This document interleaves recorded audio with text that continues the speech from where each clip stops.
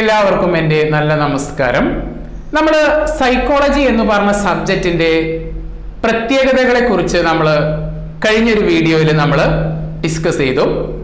അത് ഇന്നും റെലവൻ്റ് ആണ് എന്നുള്ള കാര്യവും നിങ്ങൾക്ക് മനസ്സിലായി കാണും. എന്നാൽ ഞാൻ ഇന്ന് പറയാൻ പോകുന്നത് ഈ സൈക്കോളജി എന്ന് പറയുന്ന സബ്ജക്റ്റ് ഏതൊക്കെ ഏരിയയിലാണ് വ്യാപിച്ചു കിടക്കുന്നത് എന്നുള്ളതാണ്. ഐ തിങ്ക് ഒരു 78 ബ്രാഞ്ചസ് എങ്കിലും സൈക്കോളജിയിൽ നമുക്ക് പരിചയപ്പെടാൻ പറ്റും.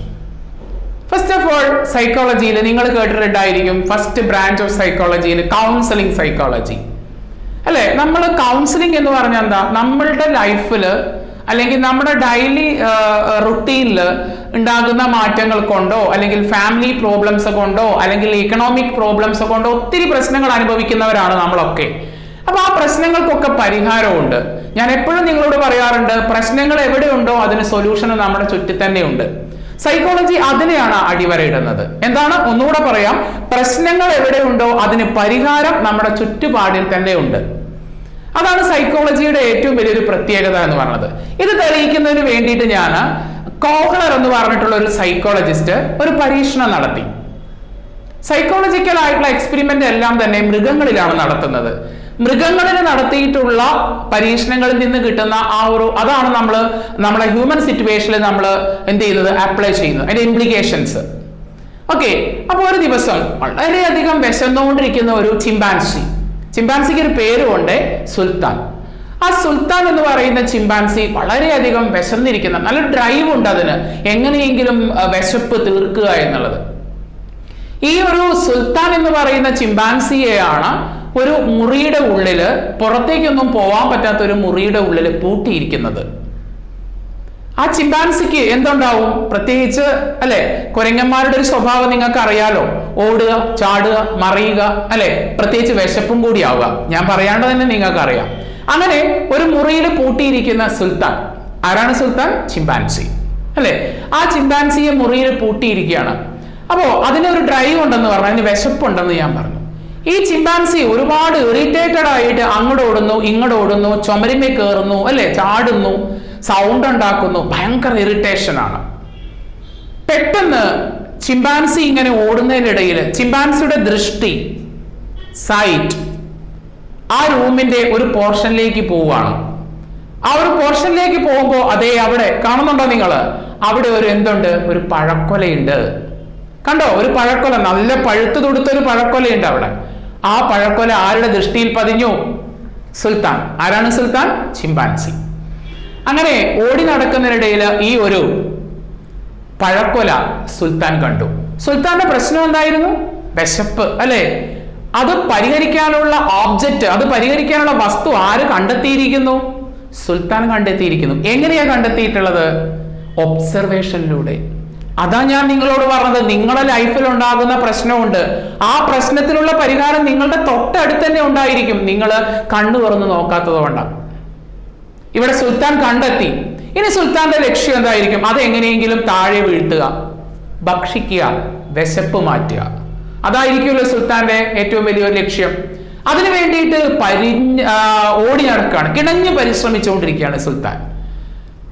അപ്പോ സുൽത്താൻ ചാടി നോക്കി, കിട്ടുമോ? ഇല്ല, ഒത്തിരി ഉയരത്താ, കിട്ടിയില്ല. വീണ്ടും ഇറിറ്റേറ്റഡ് ആയി സൗണ്ട് ഉണ്ടാക്കുന്നു, ചാടുന്നു, കയറുന്നു, മറിയുന്നു.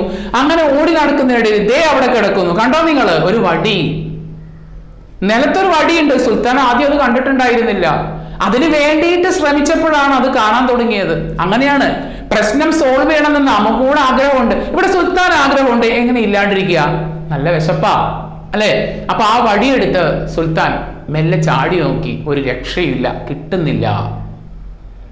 ഒരുപാട് ട്രൈ ചെയ്തു, അഗെയിൻ ആൻഡ് അഗെയിൻ, വീണ്ടും വീണ്ടും ശ്രമിച്ചുകൊണ്ടിരുന്നു, ഒരു രക്ഷയില്ല, കിട്ടുന്നില്ല.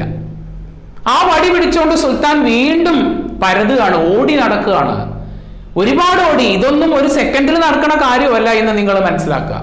ഓടി നടക്കുന്നതിനിടയിൽ സുൽത്താന്റെ ദൃഷ്ടി ദേ അവിടെ തന്നെ, ആ മുറിയിൽ തന്നെ, അവിടെ വേറൊരു സ്റ്റിക്ക്. സുൽത്താൻ ആ സ്റ്റിക്കും കൊണ്ട് ഓടി, പക്ഷെ കിട്ടുന്നില്ല. ആദ്യത്തെ സ്റ്റിക്കും ഈ സ്റ്റിക്കും ഒക്കെ ഒരേ ഹൈറ്റ് തന്നെയായിരുന്നു, ഒരു രക്ഷയില്ല. കുരങ്ങന്മാരാണ്, കയ്യിൽ കിട്ടിയത് അമ്മാനമാടുന്ന സ്വഭാവമുള്ള ആളുകളാണ് കുരങ്ങന്മാർ അല്ലേ. നിങ്ങൾ കുരങ്ങന്മാരെ കണ്ടിട്ടുണ്ടായിരിക്കും, ഞാൻ എക്സ്പീരിയൻസ് നിങ്ങളോട് ഷെയർ ചെയ്തു എന്ന് മാത്രമേ ഉള്ളൂ. ഇവരങ്ങനെ അമ്മാനമാടുന്നതിനിടയിൽ അറിയാതെ ബൈ ചാൻസിൽ ആ രണ്ട് വടികളും തമ്മിൽ കണക്റ്റഡ് ആയിപ്പോയി. ആ വടികൾക്ക് ഒരു പ്രത്യേകത ഉണ്ടായിരുന്നു. അത് രണ്ടും കൂടി പരസ്പരം കണക്ട് ചെയ്യാൻ പറ്റാവുന്ന ഹോളുള്ള രണ്ട് വടികളായിരുന്നു. ഇതൊന്നും കുരങ്ങനെ അറിയില്ല. അവർ ചെയ്തതിന് അബദ്ധവശാല് ബൈ ചാൻസിൽ കുടുങ്ങിപ്പോയതാണ്. അങ്ങനെ കുടുങ്ങി നമ്മളെ സുൽത്താൻ ചെന്നിട്ട് പഴമടിക്കാൻ നോക്കാൻ നോ രക്ഷ. ഒന്നും എത്തുന്നില്ല. ചാടി നോക്കി, എത്തുന്നില്ല. അലറി വിളിച്ചു, കിട്ടുന്നില്ല. സുൽത്താൻ ആ വടിയെടുത്തിട്ട് അങ്ങോട്ടും ഇങ്ങോട്ടും തിരിച്ചു മറിച്ചു ഒരുപാട് നോക്കി. Try again and again, no രക്ഷ. അവസാനം വീണ്ടും നോക്കുമ്പോ ഇതേപോലെ തന്നെ ആ മുറിയിൽ തന്നെ ഇതുപോലെ തന്നെ ഒരു വടിയും കൂടി കണ്ടു. അബദ്ധവശാൽ ഇതെടുത്ത് അമ്മാനമാടുന്നതിൽ ആ 3 വടിയും കണക്റ്റ് ആയി പോയി.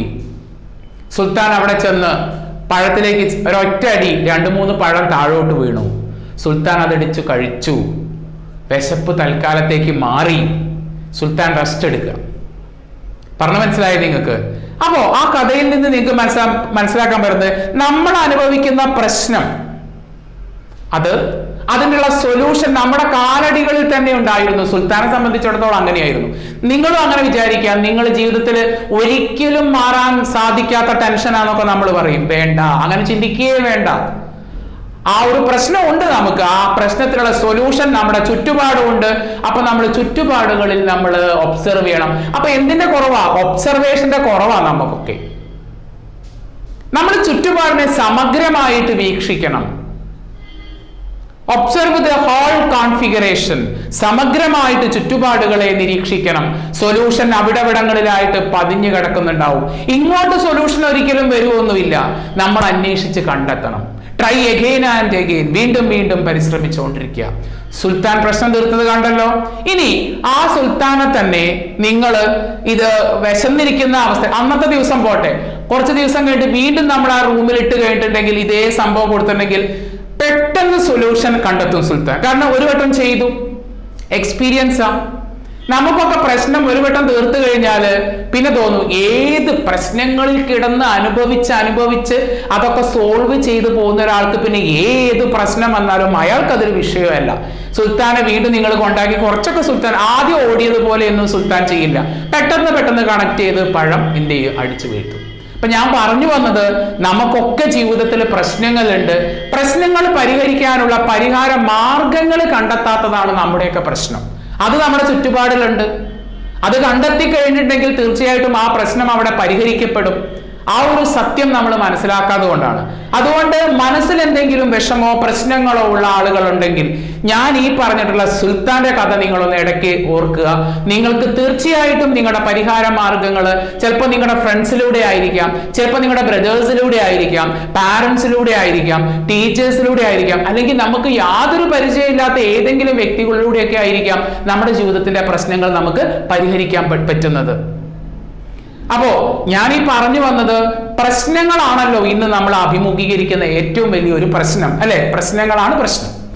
ആ പ്രശ്നങ്ങൾക്ക് പരിഹാരം കണ്ടെത്താനുള്ള ഏറ്റവും നല്ലൊരു സബ്ജക്റ്റാണ് മനഃശാസ്ത്രം. അപ്പോൾ ആ മനഃശാസ്ത്രത്തെ കുറിച്ച് കൂടുതൽ അറിയാൻ നിങ്ങൾക്ക് താല്പര്യം തോന്നുന്നുണ്ടോ? എന്നാൽ ഞാൻ ഇവിടെ നിർത്തുവാണ്, ഇത്രയും പറഞ്ഞുകൊണ്ട് നിർത്തുവാണ്. കൂടുതൽ അറിയണം എന്നുണ്ടെങ്കിൽ നമുക്ക് നെക്സ്റ്റ് വീഡിയോയിൽ കാണാം. ഓക്കെ, എല്ലാവർക്കും നല്ലൊരു ശുഭദിനം നേർന്നുകൊണ്ട് നിർത്തുന്നു. Okay, thank you.